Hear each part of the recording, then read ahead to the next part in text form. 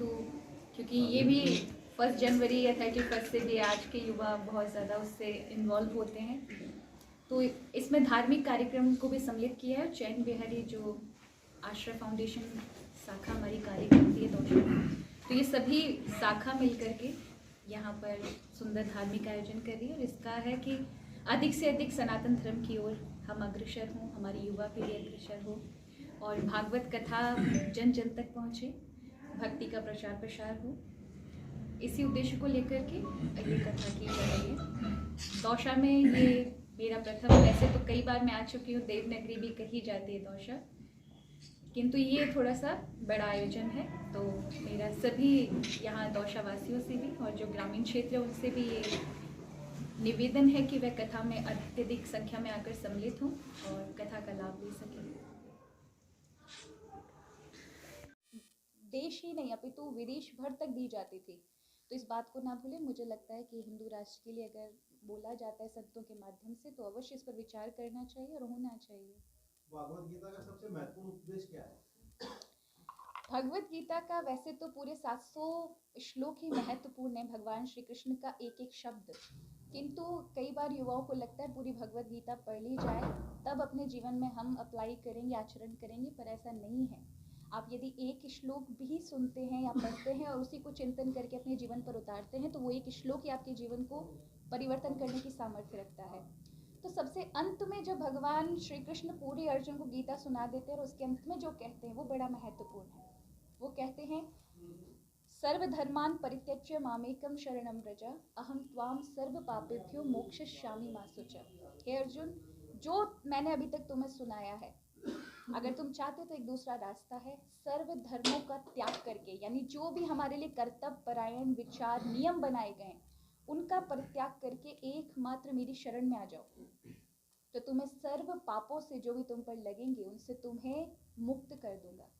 यानी भगवान ने अपनी भक्ति की शरणागति का एक अवसर दिया है, या तो आप नियम पालन करके आइए या पूर्ण शरणागति प्रभु की, फिर वहाँ पर आपकी नहीं चलेगी बुद्धि की। तो ये शरणागति जो भक्ति का भाव है भगवान श्री कृष्ण ने दिया, और मुझे लगता है यही सार है, क्योंकि ये अंत में कहा है।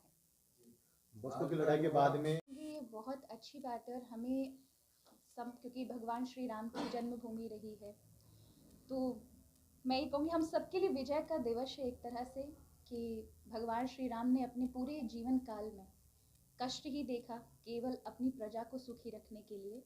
आज हम भी वही हैं, हमारे श्री राम अगर राजगद्दी पर, राम मंदिर है तो राजगद्दी ही समझिए, उस पर विराजते हैं, तो हम सभी के लिए गौरव का विषय है। और इसके लिए सभी को मिलकर के उत्सव मनाना चाहिए, जिस समय मैं राम जी मंदिर में विराजमान होंगे, तो मेरे लिए भी गौरव का विषय, प्रत्येक सनातनी के लिए भी गौरव का विषय होना चाहिए। हमें धन्य है, पंच महादेवों के बिल्कुल मध्य में विराजमान है। हमारे यहाँ ब्रज में देवादिदेव महादेव हर जगह से हमारी रक्षा कर रहे हैं, भूतेश्वर, गोपेश्वर, विमलेश्वर, अनेक पूरे ब्रज क्षेत्र को चारों ओर से महादेव ने ही सुरक्षा कर रखा है। तो जिस नगरी की स्वयं चारों ओर से स्वयंभू महादेव रक्षा कर रहे हैं, और दौशा नगरी प्राय आध्यात्मिक मार्ग में, धर्म के कार्य में हमेशा आगे रहती है, और कोई ना कोई धार्मिक कृत्य यहाँ से होते रहते हैं। पैदल लोग यहाँ से इतनी दूर गोवर्धन जाते हैं परिक्रमा करने के लिए। तो मैं कहूँगी अपने आप में इस नगरी को कुछ कहने के लिए नहीं, अपितु इन्होंने सबने अपने जीवन में धारण कर रखा है। आजकल कथावाचक जो हैं आप लोग, आपका ऐसा नहीं है, तो इसको कितना आप न्यायोचित मानते हो? बिल्कुल न्यायोचित होना चाहिए। देखिए, कोई ऐसा नहीं कि पहली बार साधु संतों राजनीति इत्यादि में उतरे हैं। अगर आप हमारे योगी आदित्यनाथ जी को देखें तो वो हमारे उत्तर प्रदेश के मुख्यमंत्री हैं, और किस प्रकार से एक धर्म व्यवस्था पूर्वक चलाना चाहिए वो राज्य को चला रहे हैं, और बड़ी शांतिपूर्ण तरह से चला रहे हैं।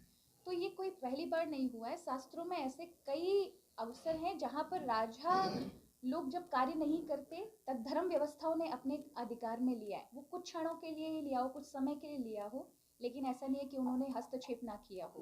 तो मैं कहूँगी कि राजनीति अपनी जगह है, लेकिन वो धर्म पूर्वक अगर चलती है तो क्या बुराई है अगर उसे संत अपने नेतृत्व में संभालते हैं या लेके जाते हैं। बस ये है कि वो गलत राह की ओर ना लेकर जाएं, अगर सही दिशा धर्म की ओर लेकर जा रहे हैं तो ये अच्छी बात है। ठीक।